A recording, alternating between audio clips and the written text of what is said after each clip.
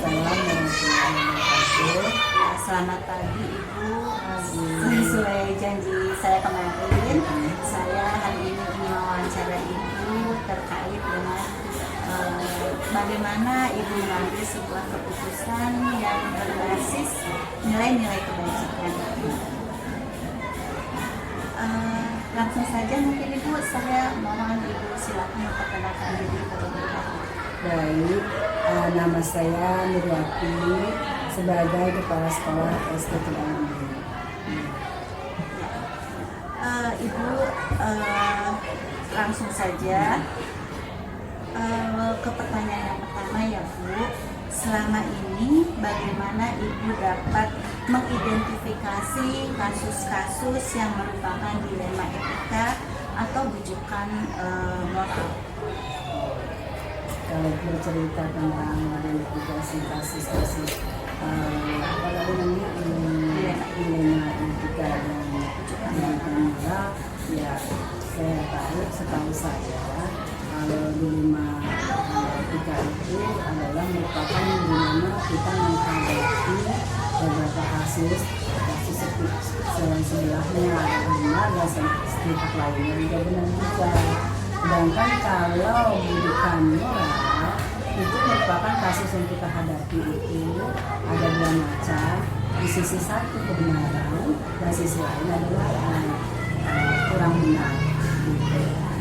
Baik Ibu, terima kasih. Kita lanjut ke pertanyaan kedua ya Bu.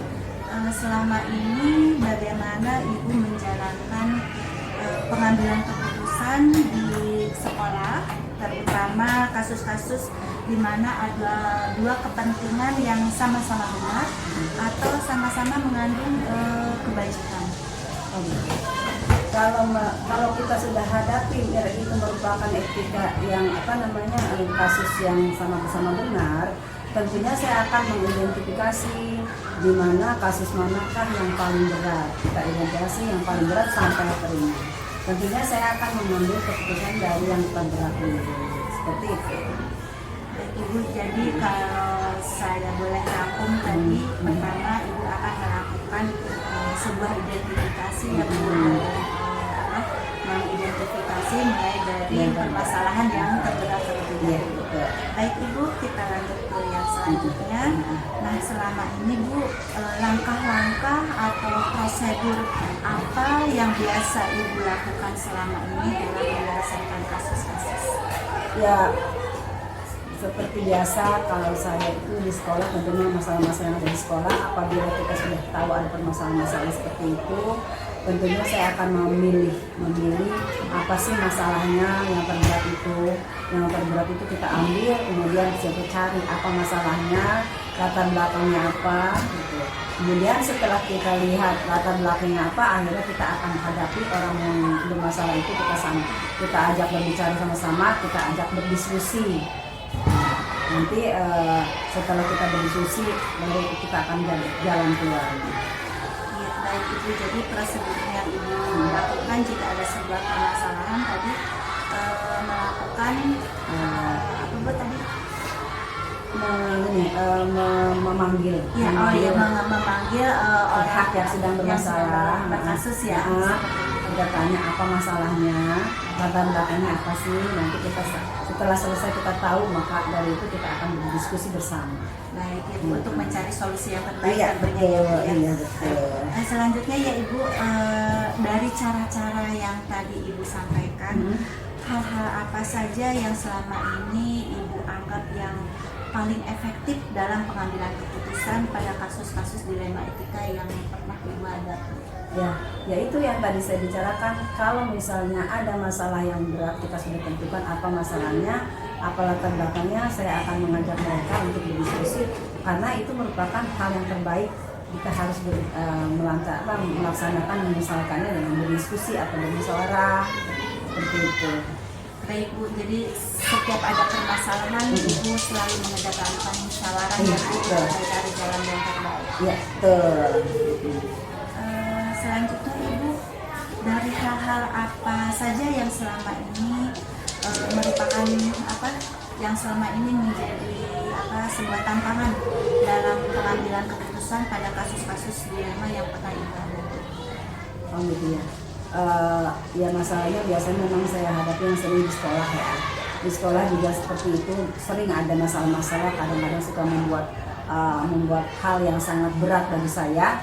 Di antara contoh ya, apabila di sisi awal saya sebagai kepala sekolah memberikan kebijakan, memberikan saran-saran, tetapi mereka guru misalnya dia tidak begitu menerima saran saya, malah justru dia kadang-kadang suka memberi ancaman, memberi yang lain, menunjukkan bahwa dia tidak setuju. Sebenarnya kalau memang kita diajak berdiskusi sama-sama, oke aja sama-sama, karena memang saya punya berpola seperti itu, berdiskusi sama-sama. Tapi kalau seandainya guru-guru yang berhadapan dengan saya yang mengancam atau bertolak belakang dengan saya, itulah yang menjadi masalah bagi saya. Saya merasa berat dalam menghadapi kasus-kasus seperti ini. Gitu. Baik Ibu, tapi tetap ya Ibu selalu mengedepankan musyawarah dan diskusi ya, tentunya dan tetap memberikan peluang kepada guru-guru untuk tidak membatasi ide dan sebagainya ya Bu ya. Selanjutnya Ibu, apakah Ibu memiliki sebuah tata kala atau jadwal katakanlah ya ketika dalam menyelesaikan sebuah permasalahan yang pernah Ibu hadapi? Kalau berbicara tentang jadwal sih saya nggak membuat jadwal, cuma memang saya lihat keadaan aja secara air mengalir. Seandainya ada kasus yang mulai pertama kita ada timbul, ya itulah yang saya akan hadapi atau saya akan selesaikan. Jadi nggak mengikuti jadwal, saya ikuti aja keadaan.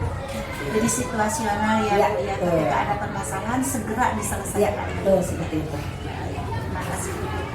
Ini Ibu selanjutnya selama ini nih Bu, adakah seseorang atau katakanlah faktor-faktor yang selama ini mempermudah Ibu atau membantu Ibu dalam menyelesaikan dalam pengambilan sebuah keputusan?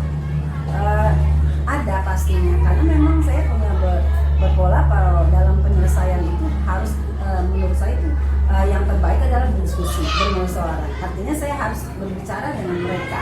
Artinya dia sangat penting bagi saya, karena tanpa adanya mereka keputusan belum tentu bisa berjalan dengan lancar. Apalagi keputusan itu dan saya sendiri, saya belum yakin itu semuanya benar. Seperti itu.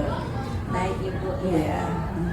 Tetap Ibu selalu menggunakan diskusi dan musyawarah Iya. untuk mufakat ya. Betul. Nah, Ibu dari semua hal yang telah Ibu sampaikan tadi, kira-kira nih Bu, pembelajaran apa yang dapat Ibu petik dari pengalaman Ibu dalam pengambilan keputusan dilema etika ini?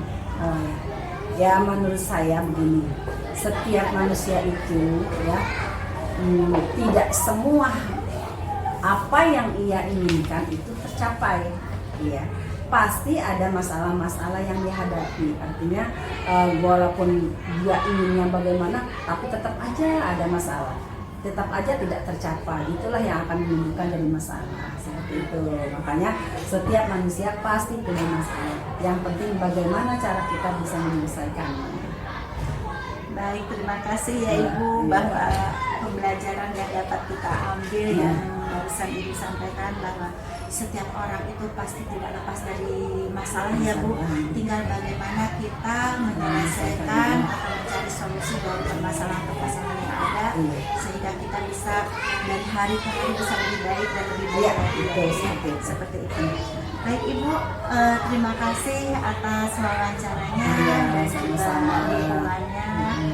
Wabillahi taufiq wal hidayah. Assalamualaikum warahmatullahi wabarakatuh. Waalaikumsalam warahmatullahi wabarakatuh.